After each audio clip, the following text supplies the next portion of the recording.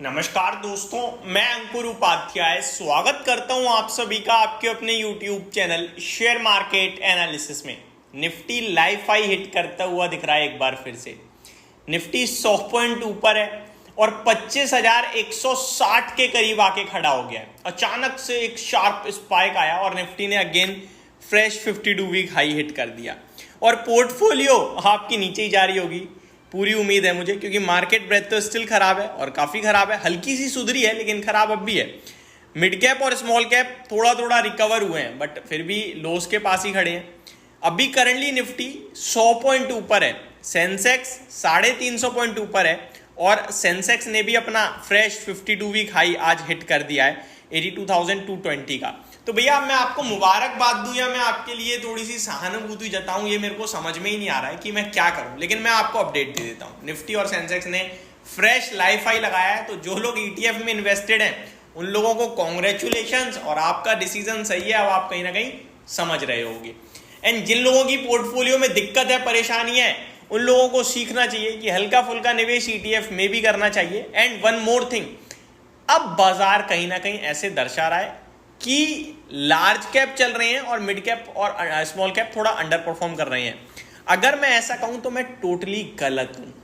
जी हाँ, वो इसलिए क्योंकि कल हमारे मिड कैप ने भी लाइफ हाई हिट किया है भाई साहब। ऐसा थोड़ी है कि केवल और केवल लार्ज कैप और निफ्टी ऊपर है, नहीं। कल हमारे मिड कैप ने भी लाइफ हाई हिट किया है और हमारे स्मॉल कैप ने भी लाइफ हाई हिट किया है। तो स्मॉल कैप और मिड कैप भी लाइफ हाई पे ही है, ना कि निफ्टी और सेंसेक्स ही है लाइफ हाई पे हैं। तो ब्रॉडर मार्केट के बड़े इंडाइसेस लाइफ हाई पे हैं, लेकिन स्टॉक्स आपके लिए नहीं बढ़ रहे हैं। चुनिंदा स्टॉक्स बाजार को ऊपर खींच रहे हैं, IT, फार्मा एंड FMCG। अभी ये जो मूव आया है, ये मूव आया है FMCG इंडेक्स की वजह से। अगर आप FMCG इंडेक्स पे नजर डालें तो 560 पॉइंट एक शार्प अपटिक के चलते भागता हुआ दिखा है FMCG इंडेक्स। 0.89% अप है, लगभग 1% की तेजी आप कह सकते हो, और लाइफ हाई की तरफ बढ़ता हुआ दिख रहा है FMCG इंडेक्स। एक बार फिर 63,260 पे करंटली ट्रेड कर रहा है। 63,800 का इसका लाइफ हाई है और आज अगर आप हाई देखें तो 63,351 का है, यानी कि almost life high day high पे ही ट्रेड कर रहा है, आप ये कह सकते हो। अगर FMCG इंडेक्स के स्टॉक्स की बात करूं मैं तो ब्रिटानिया 2% रैली कर रहा है, डाबर्ट फ्लैट है, गोदरेज CP फ्लैट है, हिंदुस्तान यूनिलीवर 1.5% ऊपर है, ITC में 1.5% की तेजी है, नेस्ले 1% के समथिंग ऊपर है। मिला जुला रुझान है। वरुण बेवरेजेस 2% नीचे है, 0.25% है। यूनाइटेड स्पिरिट्स आधे % नीचे है। Tata consumer flat to negative है। रेडिको खेतान आधे % नीचे है। PNG आपके लिए लगभग 2.5% नीचे है। मेरिको आधे % नीचे है। कोलपाल में आधे % की गिरावट है। तो मिले जुले रुझान है। NFMCG का बलरामपुर चीनी काफ़ी हैवी टूट रहा है, 2.25% नीचे देखने को मिल रहा है आप सभी को। अब सवाल उठता है कि ये पैसा लगाया जा सकता है क्या? बिल्कुल लगाया जा सकता है भाई साहब।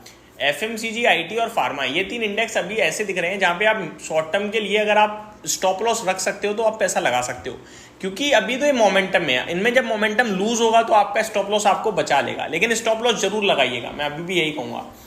और आप अगर लॉन्ग टर्म का विजन रख रहे हो ना तो और जगह फोकस कीजिए जहां पे क्वालिटी है, बहुत अच्छी अच्छी कंपनीज हैं, सस्ती हो रही हैं भाई साहब। वहां पे पैसा लगाओगे देन डेफिनेटली आप 1 से 1.5 साल में अच्छा पैसा बनाओगे। अब मैं बढ़ता हूं आगे आपके लिए जो चल रहे हैं उनके बारे में बात करने पे। FMCG इंडेक्स पे आ जाता हूं। FMCG में हमें हमेशा से ब्रिटानिया इंडस्ट्रीज पसंद रहा है, एक सदाबहार स्टॉक लगता है मेरे को। ये एक हमारा देश खपत वाला देश है, कंजम्पशन थीम है हमारी इंडिया की, और यहाँ पॉपुलेशन काफ़ी वाइड है और ये बिस्कुट्स के मामले में ऑलमोस्ट लीडर यहाँ पे कह सकते हो। तो ब्रिटानिया इंडस्ट्रीज नो डाउट एक लीडर है। मैं 3,000 रुपये से इस पर काफ़ी बुलिश हूँ और जब मैंने बात करी होगी तो मैंने यही बोला होगा FMCG में कि मुझे ब्रिटानिया पसंद है। HUL भी मुझे पसंद है बट स्टॉक की अर्निंग्स में ही मज़ा नहीं आ रहा। सेम प्रॉफिट चल रहा है बड़े लंबे समय से, बट स्टॉक अब ऊपर आने लगा है। वैल्यूएशन थोड़े से 62-63 के हो गए हैं। हिंदुस्तान यूनिलीवर 3,000 तक के लक्ष्य दिखाएगा आपको आने वाले समय में जिस हिसाब से चल रहा है, और अगर रिजल्ट्स में सुधार आया then definitely Hindustan Unilever can be मतलब एक आपके लिए डार्क हॉर्स हो सकता है। बड़े लंबे समय से नहीं चला है, इन्वेस्टर्स इस स्टॉक को थोड़ा मतलब अब नेगेटिव नज़रों से देखते हैं, बट मेरे को लगता है अब ये यहाँ से थोड़ा आउट परफॉर्म कर सकता है अगर रिजल्ट्स में आई दम तो। 3500 भी हो जाए कोई बड़ी बात नहीं है, लेकिन रिजल्ट्स अगर खराब रहे तो ये वापस से टूट जाएगा, बट रिजल्ट्स का सबसे इंपॉर्टेंस है मेरे हिसाब से आगे। और अगर आप सभी के साथ बात करें तो कोलगेट एक अच्छा लगता है जो कंटिन्यू आपके लिए कंसिस्टेंट परफॉर्मर रहा है, वो रहता ही है, उसकी कोई दिक्कत ही नहीं है। आप अगर फ्रेश निवेश देख रहे हो तो एक मेरे को आपके लिए वही अच्छा लगता है ब्रिटानिया इंडस्ट्रीज। बलरामपुर चीनी लेकिन थोड़ा नीचे आ जाए तो, और वरुण बेवरेजेस में करेक्शन अच्छी हो गई है लेकिन स्टिल 81 के पीई पे, अगर ये स्टॉक मिल जाए अराउंड 55 to 60 के वैल्यूएशंस पे तो यहाँ भी मैं पॉजिटिव हूँ, लेकिन अभी नहीं, गिरावट में। तो ये मेरे लिए कुछ टॉप क्लास एफएमसीजी स्टॉक्स हो सकते हैं। नेक्स्ट है आपका आईटी में मैंने आपके साथ ऑलरेडी डिस्कस किए हुए हैं काफ़ी स्टॉक्स। अभी एलटीआई में एंट्री किया था, वो बढ़ गया आपके लिए। टाटा एलेक्साई किया था, वो भी बढ़ गया। अभी तो वापस गिर गया टाटा एलेक्साई, तो वहाँ पे मौके तलाशिए आप मेरे हिसाब से, अगर आप निवेशक हैं तो। बाकी शॉर्ट टर्म में बात करें तो इन्फोसिस आपके लिए कंटिन्यू अच्छा कर ही रहा है, HCL टेक कंटिन्यू अच्छा कर ही रहा है, कोफोर्ज कर रहा है। वैल्यूएशन टर्म में देखो, अगर मिड कैप है तो 30 के पी के नीचे अगर कोई मिल रहा है और अर्निंग है तो वहाँ पे आप बैट कीजिए, आपका पैसा बन जाएगा।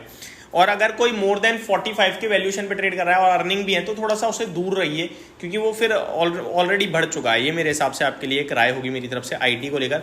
लार्ज कैप आईटी ऑलरेडी चल चुका है इस होप में कि अर्निंग्स आ जाएंगी, और अर्निंग्स में अगर डेंट पड़ा तो टूटेगा, अदरवाइज यहां से भी ये स्टॉक्स आउट परफॉर्म करेंगे। तो ये छोटी सी अपडेट थी मार्केट को लेकर। होप आपको सारी चीजें समझ में आई होंगी। Thank you so much for watching this video. Have a great day guys.